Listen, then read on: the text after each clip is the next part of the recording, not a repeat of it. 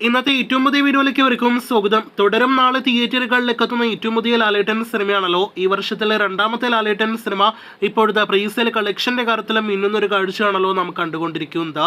ഇന്നലെ രാവിലെ 10 മണിയോടെ കേരള ബുക്കിംഗ് ആരംഭിക്കപ്പെട്ട സിനിമയുടെ കേരള പ്രീസെയിൽ കളക്ഷൻ നേട്ടത്തെക്കുറിച്ചാണ് ഈ വീഡിയോയുടെ പ്രേക്ഷകരിലേക്ക് എത്തിക്കുന്നത്.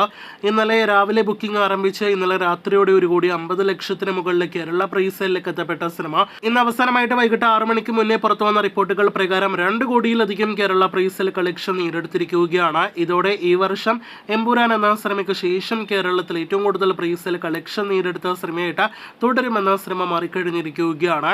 ആദ്യ സ്ഥാനത്തുള്ള ലാലേട്ടന്റെ തന്നെ എമ്പുരാൻ എന്ന സിനിമ 12 കോടിയിലധികം കേരള പ്രീസെയിൽ കളക്ഷനാണ് കഴിഞ്ഞ ഒരു മാസത്തിനിടയിൽ തിയേറ്ററുകളിലേക്ക് എത്തിയപ്പോൾ നേടിയെടുത്തത്. രണ്ടാം സ്ഥാനത്ത് തുടരുമാണെങ്കിൽ മൂന്നാം സ്ഥാനത്ത് മമ്മൂട്ടിയുടെ മെഗാസ്റ്റാർ മമ്മൂട്ടിയുടെ ബസൂക്ക എന്ന സിനിമയാണ്. 1,50 ലക്ഷം രൂപ മാത്രമാണ് സിനിമയ്ക്ക് കേരള പ്രീസെയിൽ കളക്ഷൻ നേടിയെടുക്കാനായിട്ട് കഴിഞ്ഞത്. നാലാം സ്ഥാനത്ത് വിഷു നാളുകളിൽ മമ്മൂട്ടിയുടെ പടത്തെ പൊട്ടിച്ച നസ്സലിന്റെ ആലപ്പുഴ ചിമിക്കാന എന്ന സിനിമയാണ്. 1,40 ലക്ഷം രൂപയായിരുന്നു സിനിമയുടെ കേരള ഫൈനൽ പ്രൈസിൽ. 5ാം സ്ഥാനത്ത് ഈ ലിസ്റ്റിൽ വീണ്ടും ഒരു മമ്മൂട്ടി സിനിമ തന്നെയാണ്. അത് ഡൊമിനിക് ദി ലേഡീസ് പേഴ്സ് എന്ന സിനിമയാണ്. 57 ലക്ഷത്തിൽ പരം രൂപ മാത്രമായിരുന്നു സിനിമയുടെ കേരള ഫൈനൽ പ്രൈസിൽ.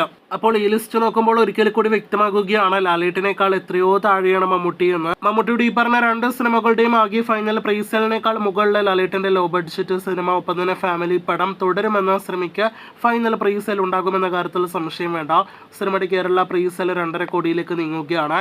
ഒരു ബിഗ് ബഡ്ജറ്റ് മമ്മൂട്ടി സ്റ്റൈലിഷ് സിനിമയെ എല്ലാം തന്നെ തുടരുമെന്ന സിനിമ കൊണ്ട് ലാലേട്ടൻ പരാജയപ്പെടുത്തുന്നുണ്ടെങ്കിൽ അതും ഏത് ലെവലിൽ എന്ന് വ്യക്തമാകുന്നു. 2 ആഴ്ച മുന്നേ നമ്മുടെ ചാനൽ കമന്റ് ബോക്സിൽ കാണാൻ കഴിഞ്ഞ മറ്റൊരു കമന്റ് ആയിരുന്നു, ബസൂക്കിക്ക് പ്രൊമോഷൻസ് ഒന്നും തന്നെ ഇല്ലാത്തത് കൊണ്ടാണ് ഞങ്ങൾക്ക് അധികം കളക്ഷൻ ഇല്ലാത്തത്. പ്രൊമോഷൻസ് ഉണ്ടായിരുന്നെങ്കിൽ ഇത് ഞങ്ങളുടെ 10ാം 100 കോടിയായിരുന്നേനൊക്കെ എന്നാണ് ഇവരുടെ കമന്റ്സ്. എന്തായാലും ബസൂക്ക എന്ന സിനിമ ഏത് ലെവൽ ഇൻട്രസ്റ്റ് ബുക്ക് മൈ ഷോയിൽ നേടിയെടുത്ത സിനിമയാണെന്ന് നമുക്കറിയാം.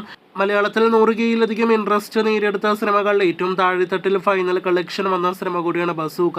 100K ഇൻട്രസ്റ്റ് ഒക്കെ വന്നാൽ പ്രീസെയിൽ കളക്ഷന്റെ കാര്യത്തിൽ കത്തിക്കേണ്ട സിനിമകളൊക്കെയാണത്. എന്നാൽ ഇവിടെ ബസൂക്കയുടെ കാര്യത്തിൽ അങ്ങനെ ഒന്നും കണ്ടില്ല. അപ്പോൾ ആ 100K ഇൻട്രസ്റ്റ് ബോട്ടാണോ എന്നൊരു ചോദ്യം ബാക്കി നിൽക്കുന്നു. അതോടൊപ്പം തന്നെ മമ്മൂട്ടിയുടെ മറ്റൊരു സിനിമ കൂടി ഇനിയും റിലീസ് ആകാത്ത സിനിമയ്ക്ക് 100K+ ഇൻട്രസ്റ്റ് ഉണ്ടല്ലോ, അതും ഇങ്ങനെ സോഷ്യൽ മീഡിയ തള്ളു മാത്രമേ അവസരം ഉണ്ടാവുകയുള്ളൂ എന്നൊരു ചോദ്യം കൂടി ബാക്കി നിൽക്കുന്നു.